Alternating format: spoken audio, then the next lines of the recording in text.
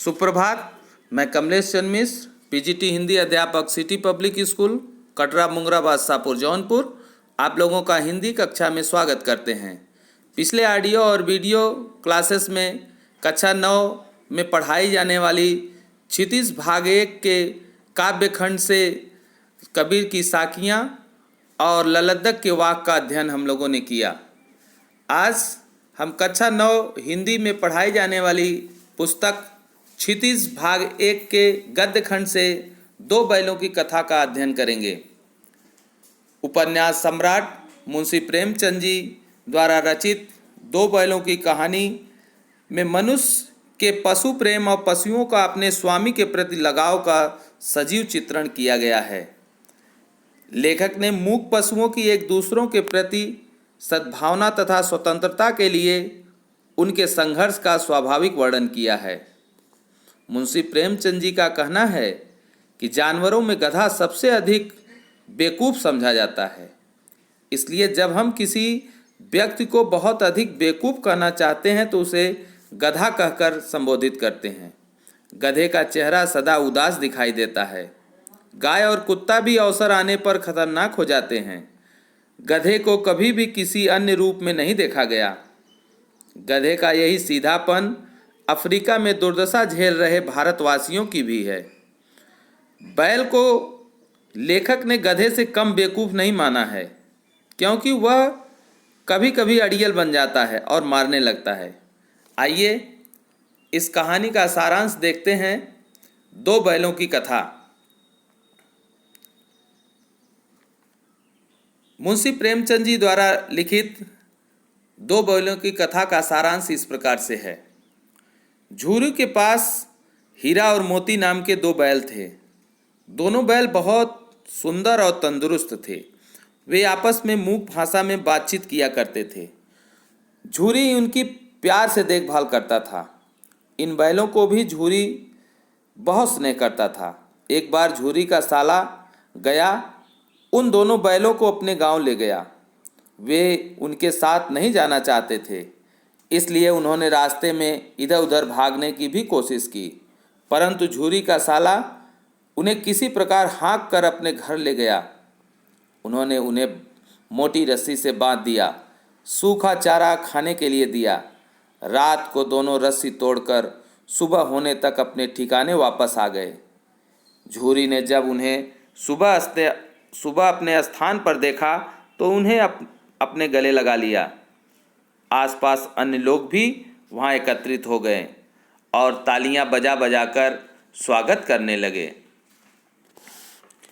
झूरी की पत्नी को यह अच्छा नहीं लगा और उन्होंने मजदूर को इन्हें सूखा भूसा खाने के लिए देने के लिए कहा। झूरी ने भूसे में खली डालने के लिए कहा तो मजदूर ने मालकिन की आज्ञा सुना दी। अगले दिन झूरी का साला गया, फिर आकर हीरा मोती को ले जाता है। वह इस बार इन दोनों बैलों को बैलगाड़ी में जोत कर ले जाता है। रास्ते में हीरा गाड़ी को सड़क की खाई में गिराना चाहता है, परंतु मोती संभाल लेता है। घर पहुंचकर दोनों को मोटी रस्सी में गया बांध देता है और उन्हें सूखा भूसा खाने के लिए देता है। वह अपने बैल को खली, चूनी आज सब कुछ देता है और हीरा और मोती को से खूब काम भी लेता है और उन्हें खाने के लिए रूखा सूखा देता है। गया की लड़की को इन दोनों बैल हीरा और मोती पर बहुत दया आती है। वह चोरी छिपे उन्हें एक एक रोटी खिला देती है और एक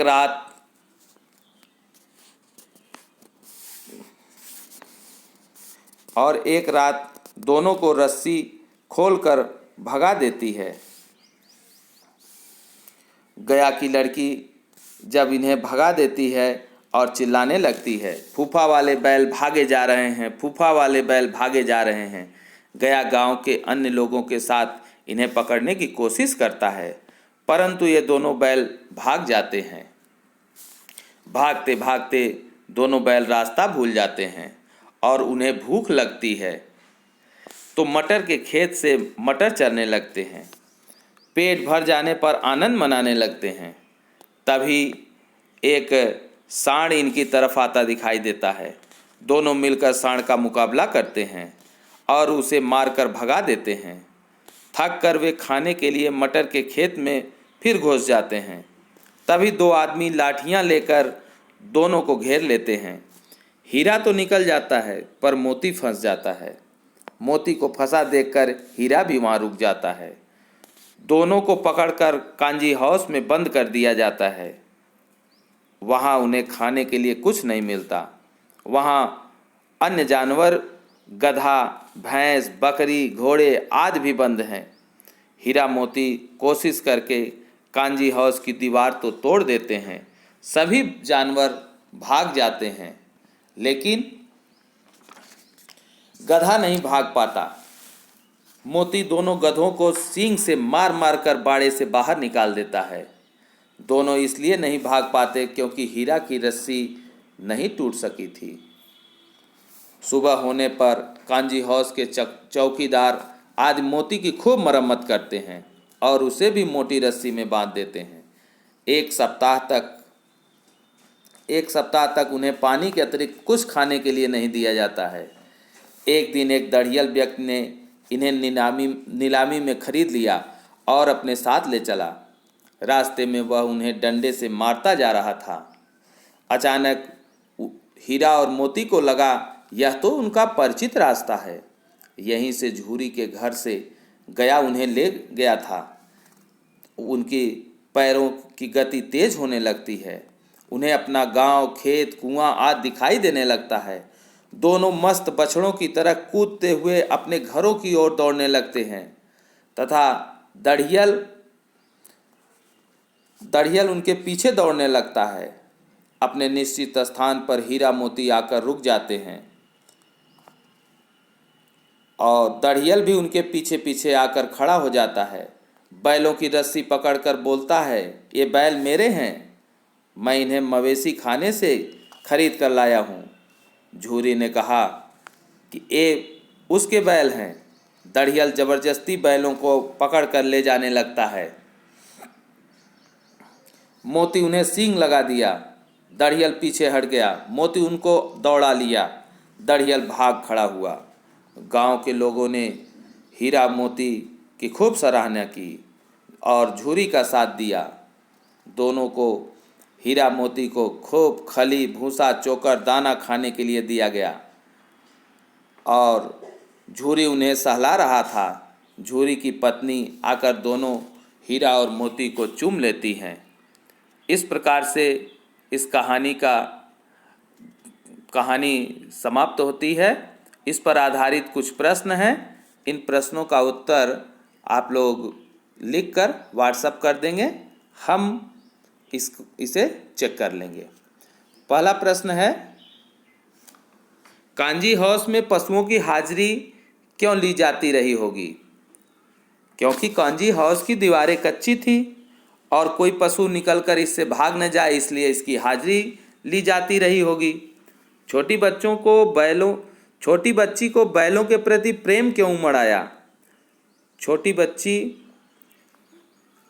की माँ मर गई थी और इसकी सौतेली माँ इसे बहुत सताती थी और बैलों के साथ भी सौतेला व्यवहार हो रहा था, इसलिए छोटी बच्ची को बैलों के प्रति प्रेम उमड़ आया। इस प्रकार से अगला प्रश्न है, कहानी में बैलों के माध्यम से कौन कौन से नीति विषयक मूल्य उभर कर आए हैं?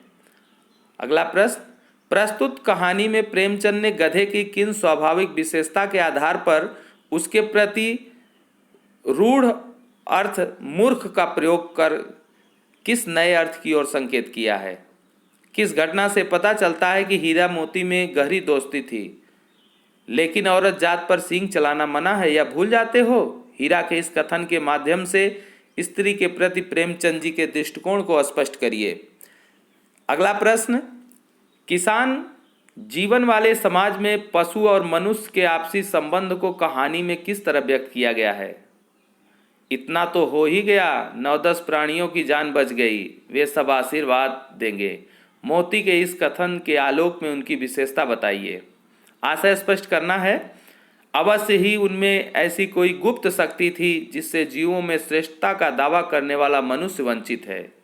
उस एक रोटी से उसकी भूख तो क्या शांत होगी, पर दोनों के हृदय को मानो भोजन मिल गया। और अंतिम प्रश्न है, गया ने हीरा मोती को दोनों बार सूखा भूसा खाने के लिए दिया क्योंकि वह हीरा मोती के व्यवहार से दुखी था। इन सब प्रश्नों का उत्तर लिखकर आप व्हाट्सएप कर दीजिएगा। आज के लिए बस इतना ही। अब अगले ऑडियो में फिर नए पाठ के साथ मुलाकात होगी। आपका दिन शुभ हो। धन्यवाद।